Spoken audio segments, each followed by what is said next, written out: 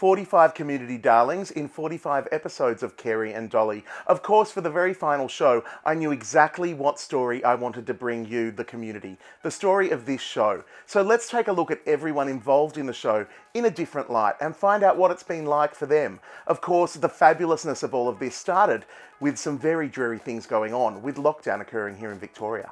It was awful, and right at the beginning of all of that, you watched all of the work that you'd taken months and months to organise literally just disappear, you know. You know, COVID was just hitting and we got the phone call from Ro. I'm not a magician, but gosh, it was a little bit of magic that day. Poof. And Ro said, I've got a bit of an idea. I think this thing is going to be around for a wee while. If I can come up with some funding for you guys, will you come up with something creative as a way to keep our community informed and connected and entertained? And Dolly and I both went, yes, we can do that. It was wonderful.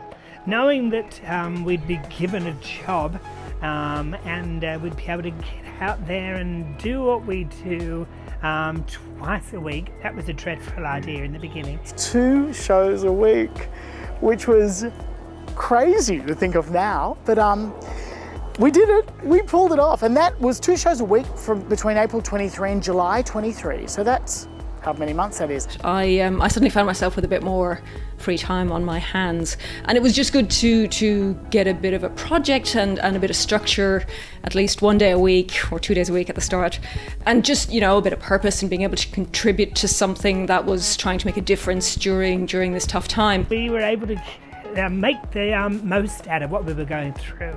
That made a difference. You know, working from home and working in isolation, obviously that's pretty challenging, and I think what we have been able to do here is demonstrate that with a bit of creativity and innovation, that's still something that can be collaborative and that can bring us together, and we can be part of something, and that's been really great. For me, it's always about bringing everyone along for the ride. We were asked really if we would involve as much of the Victorian community as we were able. And by doing that, everybody would, yes, get a little bit of money, and it was a small amount. But you know, when you're not working, it is that money that makes a difference. But it's also that work that makes a difference. I love producing because it means I get to control everything that's going on. Sadly, Luke Gallagher, we made him executive producer.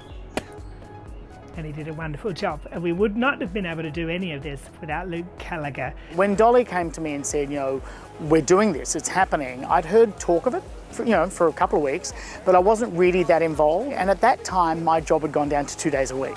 So my full-time job that I'd been a workaholic on for years now suddenly meant I had time in my life that I thought, oh, I need to do something. And honestly, thank God for Kerrie and Dolly. It was seen to be a fairly small project. And of course, we soon learned that it was actually a lot bigger than people probably were expecting. So that was part of the fun to start with. And really, I think I only had 2 weeks to kind of get things happening. From my perspective, there'd been other people involved until that point.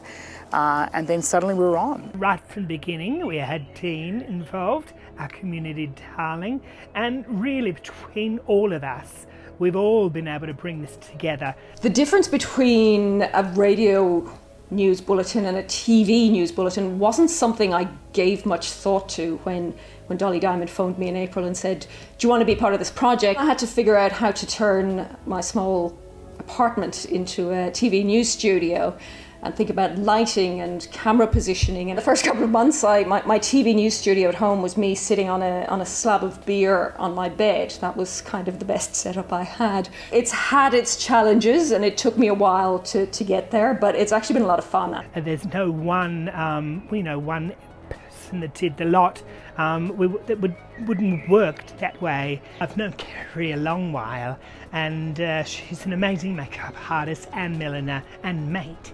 We've known each other for a long time, I think about 15 years. I've always made Dolly's headwear most of the time, done her makeup occasionally, and known each other socially. But to do this, we didn't have any idea that it would work as well as it does. I like working on my own, I love working on my own, but when you get to work with somebody else that knows what they're doing and that's got your back, then it works. You know, like you can be mates with someone, but then when you go to work together, it's not so great. Yes, we connected. That's with Kerrie and with Teen and with Judy. We've been really lucky with being able to embrace the community and for them to embrace us. And I've been really proud to be part of a project that is not only supporting artists and entertaining us, but informing. And through Community Darling, we learned a lot about projects and initiatives that were still going on throughout COVID. None of this would have even gone on the way it's gone on without Ro Allen. And I know a lot of people are grateful to Ro.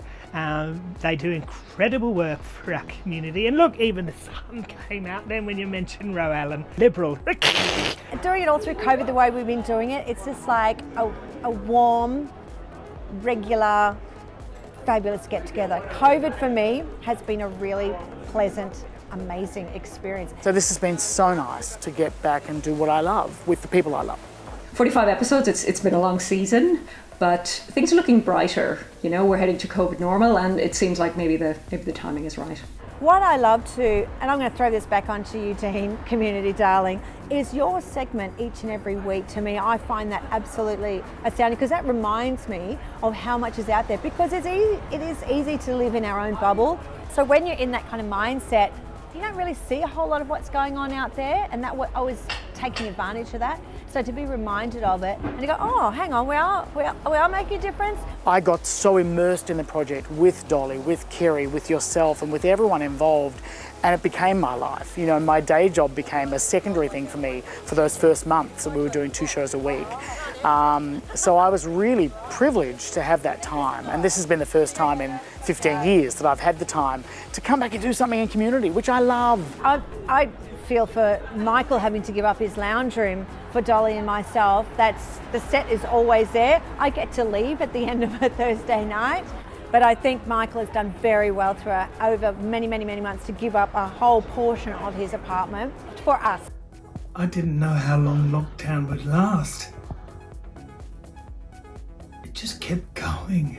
Well, I guess the only person left to share their story is me, but unfortunately we've run out of time. Don't worry, I'm sure I'll tell you another time. But to every single person involved in this show, I know you all call me your community darling, and it's been a true honour to share these stories with all of you here on this wonderful show. But everyone involved in this show, they're the community darlings. From Kerrie, Judy, Dolly, Luke, everyone behind the scenes, even Kenton, Ro, every single person, and all of you watching. You've been our community darlings, and thank you for sharing this in this amazing show with all of us.